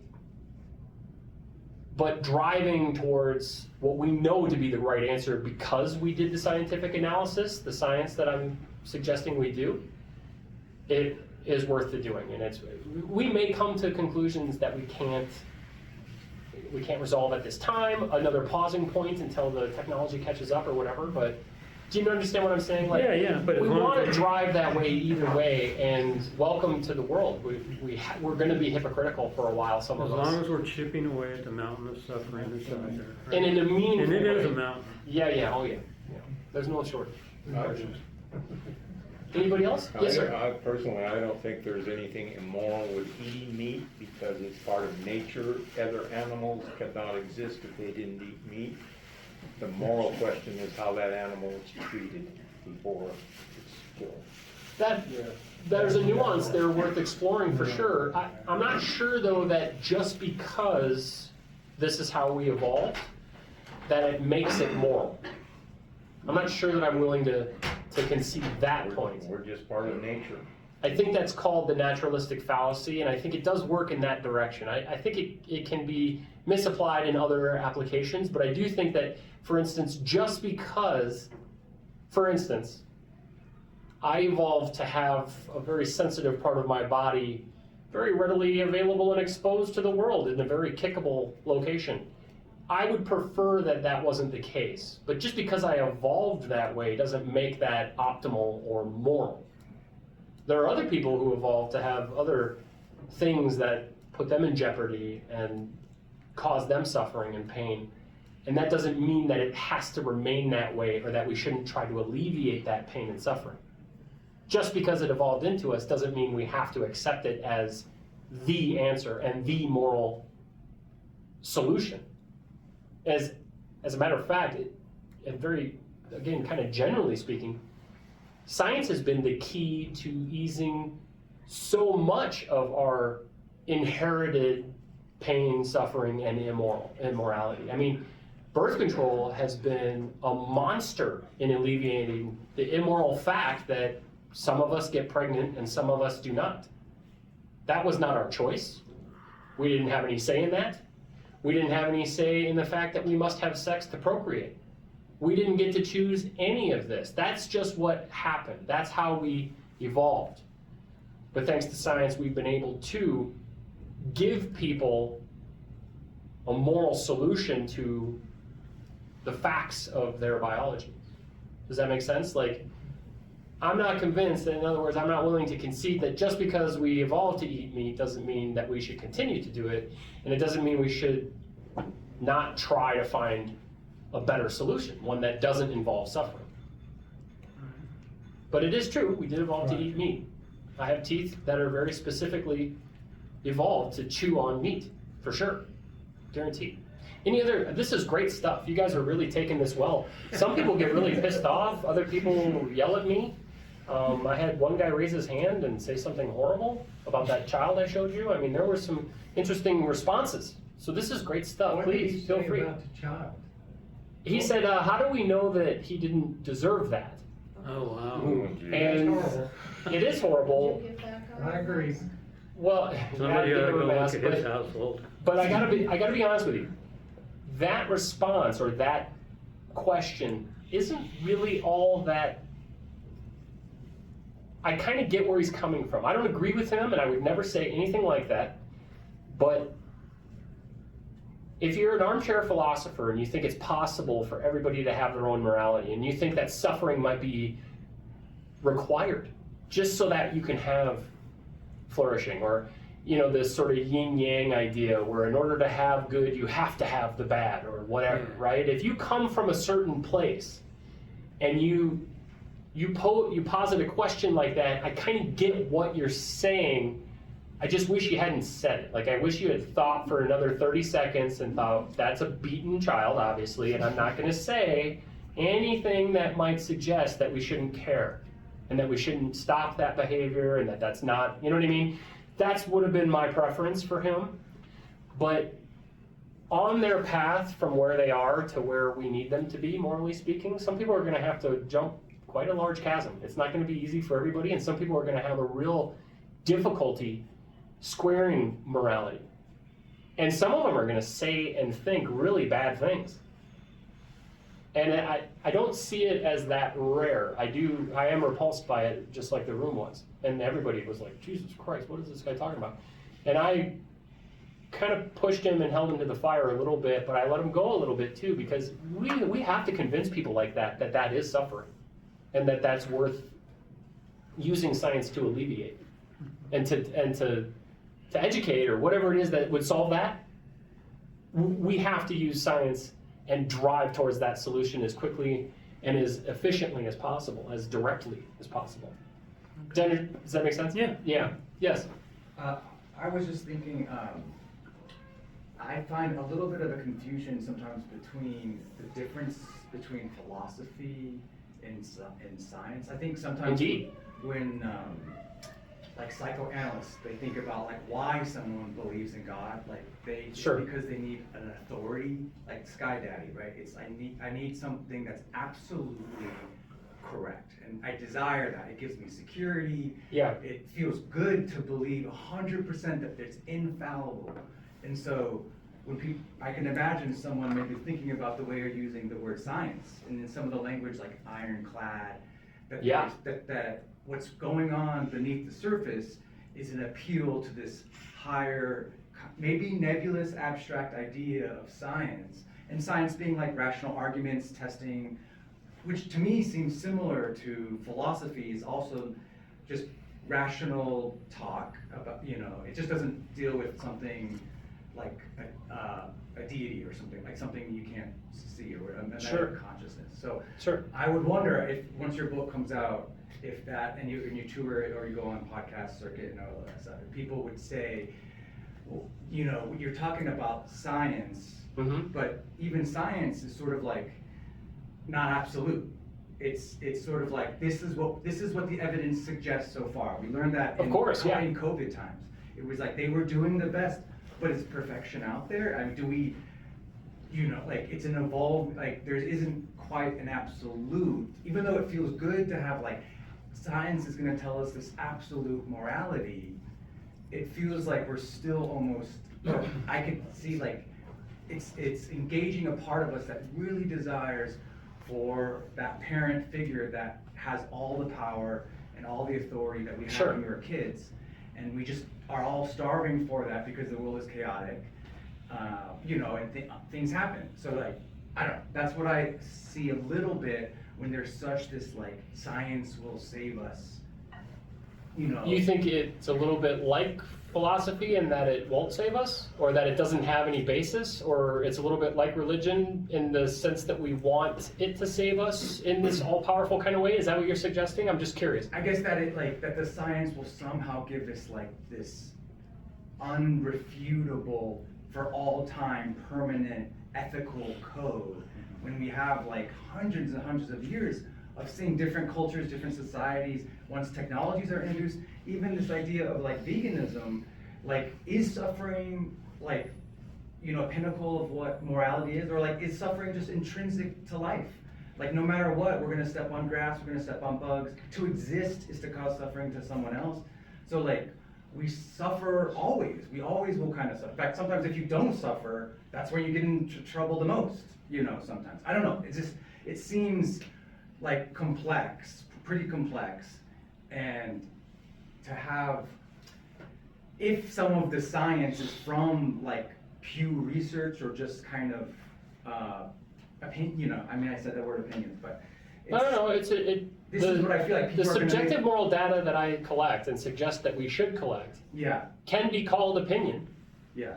And that's not unscientific, though, if I collect it in the right way and Yeah. apply it and aggregate it in a scientific way. Right. And even, like, the founding documents you mentioned for, Yeah. like, the US, there was, like, a wisdom of those founders to know, like, we don't know what good will look like, a more perfect union in the future, so we're gonna add this system of amendments where the people can vote. Like, I guess we were wrong Sure. to have women not be able to vote. And, like, that's worked as this living, it still is just an agreement of people saying, we all agree to be civil, and we're all, I mean, we vote and the majority wins, hopefully, like, or, like, and hopefully, but if the majority is immoral, then, like, immorality kind of wins, right? And Indeed, yeah. but the beauty of that was that we can't force people, and that we get to use our. Well, to be clear, though, we do Poetry. force people. Well, We they- force the minority to do what the majority says. So if you want your rights to bodily autonomy in certain states, you aren't going to get them That's right, if you're a woman. right. And that was the majority implementing Right. and forcing the But you minority. So consent it's to be a a part of it. vehicle to Yeah. force people to do what they don't want to do. But they consent to live in the US, like, no. No, they US is- don't. No, you are born into the U.S. under no fault of your Right, own. but, like, if you go to the border, they're not gonna say you can't walk out of here, Yeah. right? Like, It depends on which like, border and which to be a terrain. citizen is to agree. Assuming you have the resources to get to the border, and I mean, okay, let me just give you my thoughts based on what you said so far. Please. You're pointing out that this is incredibly complex, Yeah, and that there is a lot of things that we need to learn, and there's a lot of places to apply the science that I'm suggesting that we apply, and I agree with you. I would encourage you not to get overwhelmed with the complexity as much as to try and simplify the science in the same way that we, for instance, simplify all scientific models. The models that we generate in science are generally incredibly simplistic compared to the actual reality of the science that we're dealing with. So the science of cosmology and Big Bang and biology and abiogenesis and all of this are very simplistic models in comparison to the actual complexity of what we're trying to resolve or what we're trying to understand. And I would just encourage you to look at it in that way and recognize, yes, the breadth and depth is staggering, but that doesn't mean we shouldn't do it. That doesn't mean we shouldn't get down to the hard work of sciencing the shit out of it. And that doesn't mean that this is futile. It shouldn't be a fatalist conclusion that because it's so vast and because it's so big, I don't know, I can't, we won't, let's not. It should be, yep, and let's pick a very specific aspect of it and get that science in there and figure out what's going on. And find out what model we can start to apply and then get that model into peer review. See who can demonstrate that we're false. See if we can withstand the onslaught of the scientific process and that method. But I would also say that I commend you for being open-minded enough to be thinking about all these different aspects. I mean, some people can barely see past their own faces. So it's very important what you're bringing up, and we have to be engaging in it in a very mindful and thoughtful and elaborate way, but not to the detriment of the science. It's not a fatalistic conclusion. It's not, oh my God, the moon's so far away and there's so much involved and we have all this math to solve, let's not go to the moon. That's gonna be fucking hard. What's step number one? How can we simplify this to get our brains wrapped around just the part where we propel off the planet? Escape speed. Okay, let's just focus on that. How do we get to escape speed? Or what? It's not velocity. Escape velocity. Thank you. Sorry, I'm not a scientist. But how do we get to, how do we engineer a thing that can go that fast? Where do we put it? I guess Houston. That sounds like a good idea, right? Where do we put this stuff, right? Like, how do we do it? Like, do you understand my point? Like, I get what you're saying, I just but think some people might say like, and they it's like do. a book that's like, it's an answer looking for the questions, and the answer is science. Correct. And that the whole book is meant to just find a way to say science. I do have answers in the book, though. I mean, this is a summary, so we can solve abortion readily and easily with science, hard data, right now. But go ahead. Just step into this, and I think it's what you're talking about. Conclusions that you get from, say, a science of morality aren't necessarily all going to be ironclad. It's got some, the way I like to put it is in science, physicists tend to think of themselves as in a real hard science. They can come up with absolutes. Magnetism behaves this way, bam. You don't have to like it, it just does. I'm a biologist. We have what you refer to sometimes as a squishy science. Not just because our stuff is squishy, but cells behave certain ways, but it's not too hard to suddenly find the culture that was a monoculture suddenly doing something weird. So, it's got a lot more variability. When you get into the social sciences, they can come up with some pretty good conclusions, but now they're starting to have more variability. Psychological sciences, the way these things work in any individual, if you're bipolar, you're not going to be the same as that person who's bipolar. So there's more, there's sciences that are more hard and definable, and sciences that are more broad and squishy is the word I like. Sure. And I think a moral science is going to fit into the broad squishy one. You're not always going to have a real hard line. This is how you behave in every circumstance, and there's no objections, and all you have to do is, read the book, and there's my answer. It's going to be squishier than that. No, I think the answer that I have to that, though, is the science is worth doing. Let's get to the science and find out how squishy it is. Yeah, I'm not sure it is squishy. I don't even know if it's hard or squishy, or if it's really that complex or not. I don't know. Yeah. Let's do it and find out. And if it does end up being hard or squishy or difficult or whatever, we'll handle that. We've handled that before. And it just means we have to do more of it, and we have to do it with better tools, or we have to invent better tools. I mean, physics was kind of squishy for a while until they invented some decent tools to actually see into the cosmos, right? I mean, before we knew anything about Big Bang cosmology, it was really squishy past a certain time and space, right? I mean, we didn't know anything about what was going on out there, but now we know a ton because we invented the right tool. And it's getting And more they're all- squishy. And they're all like that Perhaps. because the psychological sciences, bipolar initially wasn't even a diagnosis. No, I follow you. And then now they've got bipolar 1 and 2, and still people don't always behave the same, but they keep researching it and trying to go, okay, now we understand why these people behave differently, so we've got two classes we can treat a little better. Sure. And, you know, so it's squishy, but you can still keep refining it till it's less squishy. And I think a moral science be the same thing. If you're gonna do it, initially, it's probably is gonna be pretty squishy, because it's a baby science. Well, there's a And lot then of as good you stuff go though that's along- pretty hard. If I And put there my may knee be- on your neck for 9 minutes, you'll die. Yeah, there are gonna That's be pretty hard. I don't think there's any question. There's no squish there other than your neck. Like, if I murder you, you'll die. You know And what I there mean? are Like, gonna be- there are some squishy aspects to it. Like, should we eat meat, or have we scienced our way out of vegan or out of being carnivorous or whatever? But there's also some really hard aspects to it. So I get your point. I just would. Well, and it's ditto with To the psychology. degree and to which it sociology. leads to fatalism in the sense of, well, it's so difficult or it's so squishy, I don't know that we could even do it, is the degree to which I would say, pump the brakes on that and let's get to the part where we do the science first and then draw some conclusions. Maybe there are some impossibilities. For instance, in space travel, there are some frontiers that we will never overcome. We're never going to escape our gravitational neighborhood, and I can't remember the name of that, but it's like our local group. Solar system? No, Heliosphere or The cloud. heliosphere. no, not our specific. Yeah. I'm talking about our local group. All of the Galactic. gravitationally bound galaxies in our little space are all the further we could ever go, because outside of that local group, everything's moving away from us at such a speed that it, at least at present, it's impossible.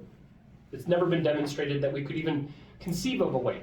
That doesn't mean it's impossible, but Right. it's never been demonstrated to be possible as of right now. But anyway, that's just one of those things. Let's get to the part where we know the science so well that we know what we can and can't do and how we are and are going to do things. Would just be my thing. I'm certainly Well, yeah, you interested in the squish, but not to the detriment of the science, of the Yeah. actual step 1 or 2 or 3. And if, Yeah. in It's this building blocks. in this It's room, it building doesn't blocks. seem to be a problem, but in a lot of groups I talk to, it's just, why even try? People are like, I'm fucking, who would ever, I just want to go watch TV. You know what I mean? Like, they just Oh, want to no, throw up their yeah. hands and say it's too hard. That's like the And I get- science I of get that too. aeronautics. Yeah. People thought it was not. So let's wrap it up, folks. Yeah, we have I 5 at least minutes. want Yeah. to shut the camera down. Paul, thank you for the talk and Thank everything. you so much. And- What a pleasure. Yeah. Thank you.